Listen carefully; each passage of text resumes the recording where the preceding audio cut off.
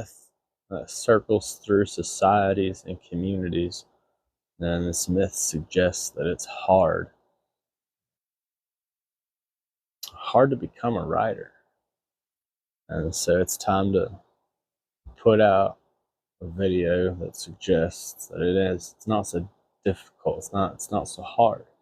I mean, there's components that are facets of the industry that are difficult, that are challenging, barriers that you got to overcome. But it's not hard, right?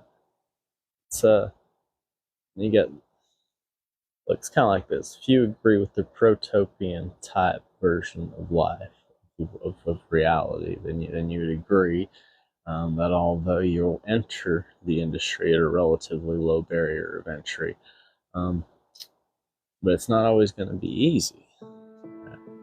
But that's the actual writing part. The becoming a writer, well, I mean, the truth of the matter is, that's just about you deciding that now's the time. As an author, right, part of your daily tasks are life experience and research. You've done plenty of research on topics that struck your interest. Maybe it was a spark of interest, maybe it's a continued interest, but you've done plenty of research on these interests. The thing about it is every time you get one of them interests, it's surface level understanding.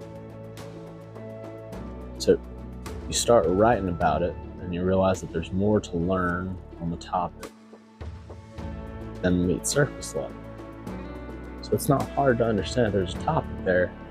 It's a little more challenging to kind of sort through things. Right? It's the same thing with writing. You become a writer. It's not hard. What it is a decision that you make with yourself, or hereby you write. Right? So, yeah, there are hard parts to being a writer, especially when your manuscript's all done and you realize that you just wrote your first book. That's fantastic, and you can't do a thing with it. So, in the event that you just started writing a book, there's a good possibility that by the time you get done with it, that hard is going to turn into just frustration. And those are videos for later. So, you got to develop thick skin while you're compiling your compilations of information that become possible data, but they're in your book. There's this space-time in which you are writing your book. Monetization is not occurring. Now, it's not that becoming a writer was hard. Becoming a writer is not hard. When you become a writer, you ain't got to that part yet. Okay, so that's just a little snippet to say, when you do become a creator and when you do start writing, that there's going to be parts of the industry that are hard. But becoming a writer, that's not the hard part. During that time, when you're not monetizing and things are a little hectic and they're a little stressful and things, maybe they're a little up in the air, that's where you develop your thick skin. That's where you develop the calluses. That's where you really start instilling self-belief. And you start realizing that you can, and that makes you believe that you can.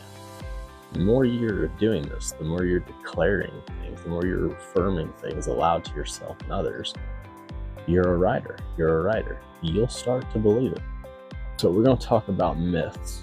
Okay? Writer's block is not real, and we can't allow writer's block to exist and enter a throne whereby it serves as your self-belief. Writer's block is a myth in writing. It's like Prozac for depression, and you never knew it was a placebo because it's a sugar pill. There's no such thing as writer's block. So, myth one, okay? Writer's block is no more effective than the folks who have told you that writer's block exists. Writers can be told by people who have never written a book in their lives. There's this thing called writer's block, and that when you sit down to write your book, you're not going to have anything to write about. And that whatever you do have to write about, it ain't going to be worth a shit, and your opinions don't matter. These people haven't written their book. And so you're receiving information from somebody that's never done it. You can already see with myth number 1 how easy it is to believe that there's all the myths that becoming a writer is hard. Writer's block, self-limiting doubts, you name it. So this is all surfacing. And then we're going to get to myth number 2, which is that all this aside, you can't afford to not write.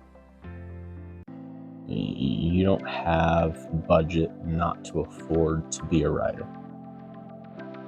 Not only that, you don't have the budget in your life to self-sabotage yourself to the point that you literally don't write the book. You don't have that choice. You don't want to provide yourself with that opportunity. You think you can't afford to become a writer. You think you can't afford to write the book. The truth is that the idea that you have to make writing a full-time thing isn't necessary. Do you know that most full-time writers write for 2 to 3 hours a day? It's truth.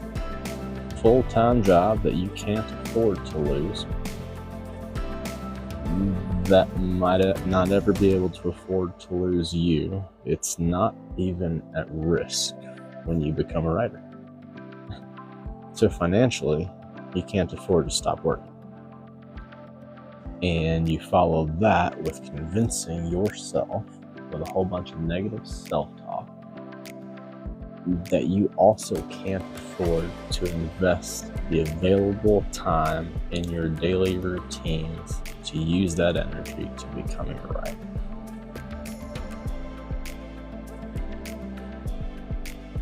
It breaks down like this. When you're a writer, unless you're being paid in some way immediately for writing articles or something like that, you aren't really creating any income. And that's the hard part, right? Because you're a creator, so you're not necessarily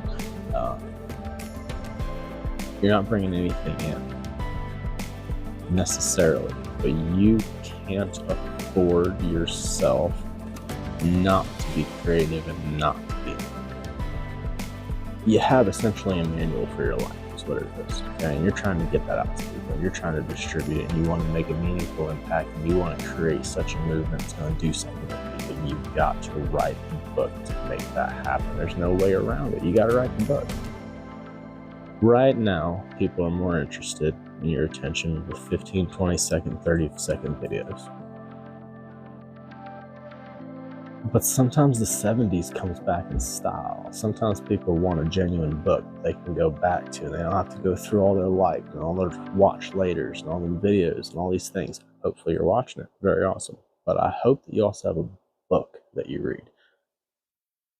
Millionaires suggest that you read 3 books and you read 25 to 50 pages of each of those books every evening. 1 fiction, 1 nonfiction, and 1 autobiography. None of those people could have written those 3 books that you should have on your nightstand for your nightly routine if they had self-sabotaging ways of thinking that said that they couldn't afford to write the book or that it was too hard to enter the industry. It's not hard to become a writer, but it does come with incredible fruition for your intended outcome.